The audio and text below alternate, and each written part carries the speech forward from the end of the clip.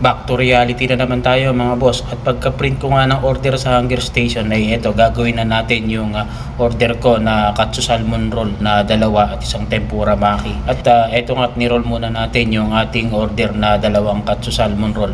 At habang niro-roll ko yan, nagluluto po ako dyan ng Indomie noodles. Kumbaga sabayan na yan para isang kalabugan na lang. Hehe, all around nga edi wow.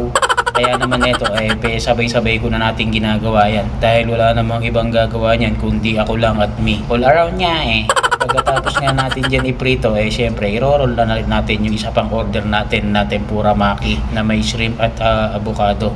At sakto, paluto na rin yung ating Indomie chicken. Kaya naman ito, inilagay na natin sa container at i-out ko na rin yan.